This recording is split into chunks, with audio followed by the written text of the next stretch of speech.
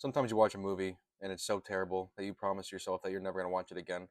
What about the movies that we love, but it's too difficult to go back to them? I'm going to name 5 movies that I can never go back to, and not because they're awful, but because they push the right buttons in me that turn me into an emotional wreck. Okay, so at number 5, we have AI, Artificial Intelligence, starring Haley Joel Osment and Jude Law. It's about a robotic boy who longs to be real so he can regain the love of his human mother. This is probably more well-known movie on this list because it's a Steven Spielberg movie. I'm sure most of you have seen it. It's a touching tale that I would not watch again. And at number 4, we have Speak No Evil, and not the one that they just remade with James McAvoy. This is the incredibly messed up Danish version from 2 years ago. Well, I'm sorry, 3 years ago now. It's about a young family from Denmark who vacations in Italy where they meet this Dutch family. Dutch family's like, hey, why don't you come, visit us and like we'll hang out for the weekend or whatever. Which is something I would never do. But they do it.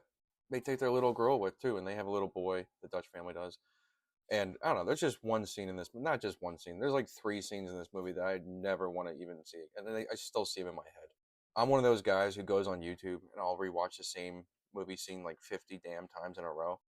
This is one of those freaking movies where I just want to erase it from my mind. The American version, definitely Americanized it, but a little more toned down, but still was pretty messed up movie as well. I mean, the whole idea of this movie is so scary because it's so surreal. It could happen. It can happen to anybody. So watch out who you bunk up with. At number 3, we have A Ghost Story, an A24 film that stars Rooney Mara and Casey Affleck.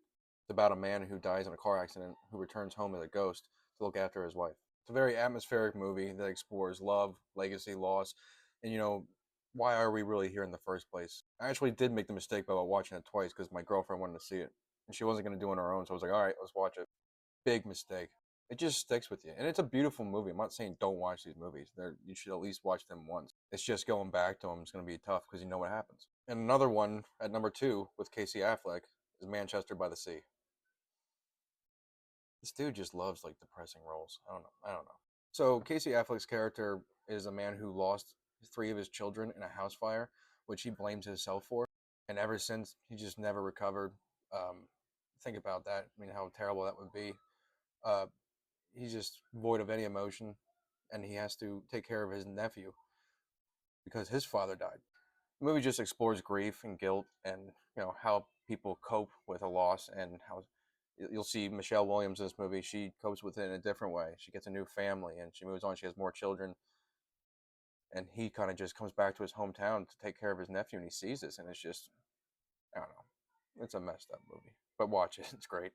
And then finally at number 1, we have Nowhere Special, an Irish film starring James Norton. About a single father who's terminally ill, with no family, who's forced to find a home for his little boy. He's 4 years old before he dies within months, or he'll become an orphan.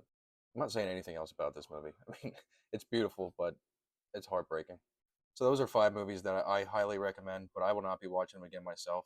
Let me know what you think in the comments. Do these movies affect you the same way they affected me, or do you think I'm a big baby?